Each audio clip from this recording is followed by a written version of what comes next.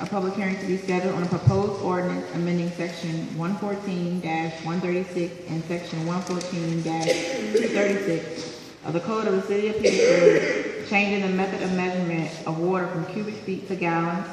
Item B, request a public hearing be scheduled on a proposed operating budget for fiscal year 2015-2016.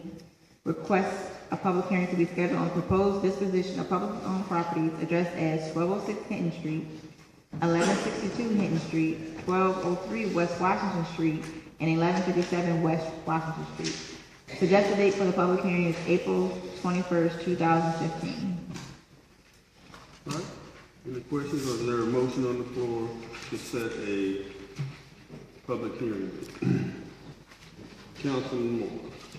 Thank you, Mr. Mayor. I'd like to move that we accept the consent agenda with the aforementioned items and the requested public hearing dates of April 21st, 2015. Thank you, second. Vice Mayor. Second. All right. Motion been properly seconded. Madam Clerk, please call the roll. Councilmember Coleman? Aye. Councilmember Hart? Aye. Councilmember Hill? Aye.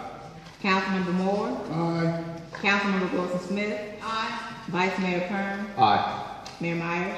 Aye, motion second.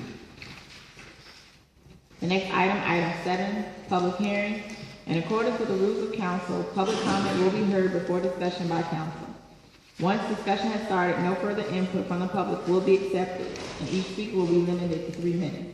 Item 8, a public hearing on the potential disposition of publicly owned properties addressed as 106, 119, 121, 123, 127, 140, 147, 151, 153, 155, and 116 through 122 Halifax Street, 110, 112, 114, and 116 South Avenue, and 137 South Market Street.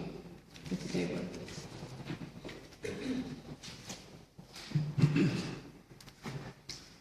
Good evening, Mayor Myers, Vice Mayor Perrin, and members of the City Council. This public hearing was requested regarding the disposition of publicly owned properties along Halifax Street, South Avenue, and South Market Streets, illustrated on the slide.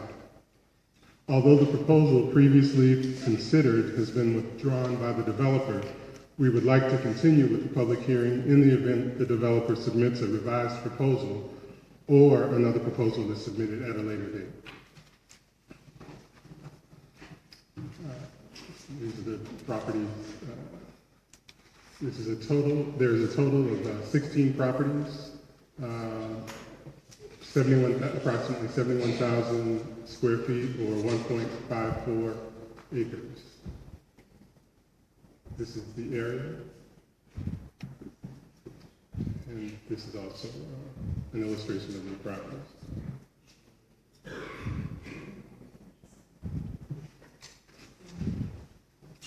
At this moment, we will open the floor for public comment. Are there any public comments?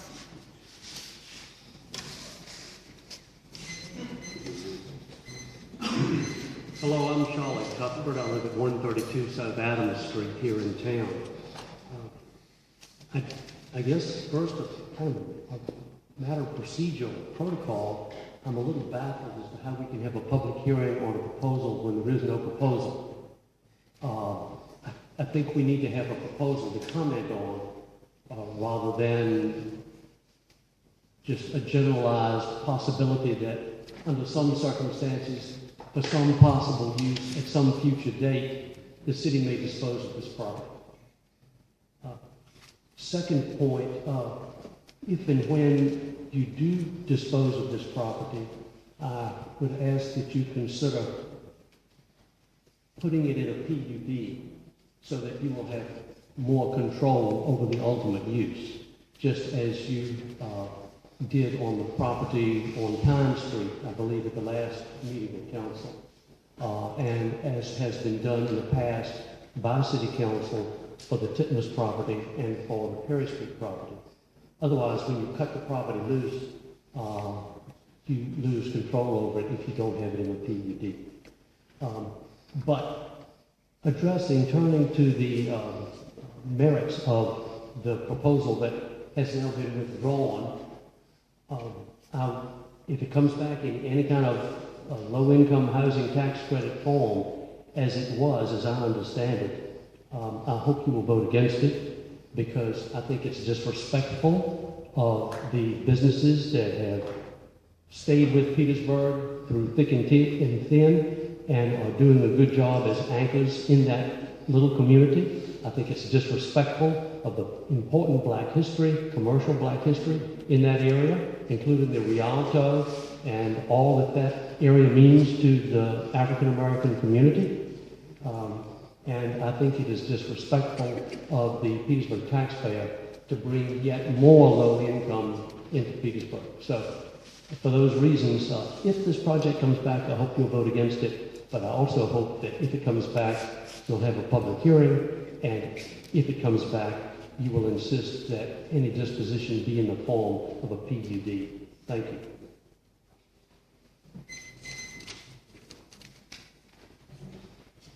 Any more comments? At this moment, this public hearing is closed. Mayor Myers. All right, any questions or motion on the floor from members of council?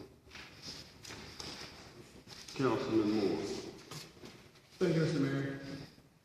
In reference to, since there is not really a project for consideration, I'd like to make the motion to table at this time until such proposal will come forward to this council.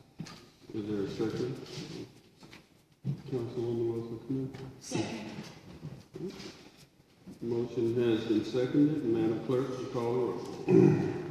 Councilmember Coleman? Aye. Councilmember Hart? Aye. Councilmember Hill? Aye. Councilmember Moore? Aye. Councilmember Wilson Smith? Aye. Vice Mayor Perrin? Aye. Mayor Myers? Aye, motion passed. Item 7B, a public hearing on a petition for a special use permit to operate a bed and breakfast inn at 132 East Fillmore Street. Ms. Peters? Good evening, Mayor Myers, Vice Mayor Perrin, and members of council.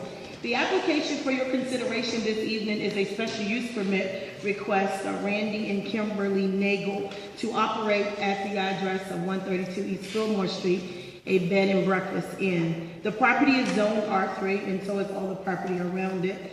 It's actually across the street from a public park.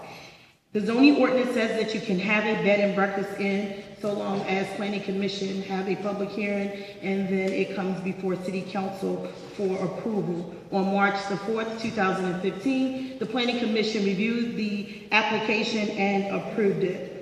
A bed and breakfast existed at this property back in 2001, and attached to that approval was that if the property goes vacant as a bed and breakfast, that it would lose the right to have that use there. A new operator or a new tenant, someone who wanted to operate a bed and breakfast, would have to go back through the process. And that's why we're before you. It was vacant for more than a year. And so when the Nagels purchased the property, they purchased it with the intent to do a bed and breakfast, understanding that they would be required to live in the property. So as it exists today, it is a single family dwelling. It was inspected by the zoning administrator as well as myself, and it is designed and it is arranged as a single family dwelling. And in your staff report, it details all the room and space that is in the home. This request will be a 2-guest room with a maximum of 4 occupants, along with the owners of the property being required to reside on the property, at the property. The Nagels had the opportunity to operate a 5-room bed and breakfast in Tacoma, Washington, and they were successful in doing that. However, the military changed the details and it was time to go to a new location, and so at that time they relinquished that property, and they are now in the great city of Petersburg, Virginia, with a desire to open a bed and breakfast at 132 East Fillmore Street. Under your consideration, I defined for you, because we want to make sure no one was confused with what a transient guest is. The zoning ordinance actually defines the bed and breakfast, and it used the word transient. Our city code defines what transient is. So it does put a stipulation on the occupancy period for one that would stay at the bed and breakfast, so as not to confuse it with operating as something else. And so it is the recommendation of staff to support what was recommended and approved by the Planning Commission at their meeting of March the 4th to support this request to have a special use, along with the conditions that it would remain occupied with the Nagels as the occupants, and that if it was to go vacant for a period of 2 years, which is consistent with the non-conforming use, a period of 2 years versus the 1 year period that was in the previous approval, that it would revert back to just a single family and the new occupant would have to come before you for reconsideration. The applicant and the Nagels are present. They do not wish to speak, but if you have questions, they said they would be more than happy to answer your questions, and as staff, I'm delighted to answer any questions that you may have. All right, are there any questions or comments or motion from members of council? I'm sorry, you have to open the public hearing. At this moment, I open this public hearing for public comments. Are there any public comments? Seeing no hands, this public hearing is closed. Mayor Myers. All right, Councilman Coleman. Yes, thank you. Ms. Peters, you stated that this property was used as bed and breakfast in 2001. Yes, sir. Were there any problems to your knowledge at that time? No violations, no, sir. That I found a record of, no, sir. No, but if you're asking me violations, Yes. no, sir, no violations. And a person can stay there how many nights?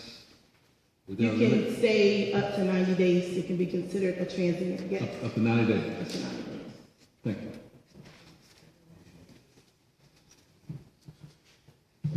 First, you'd like to start? You'd like, Councilman Hill?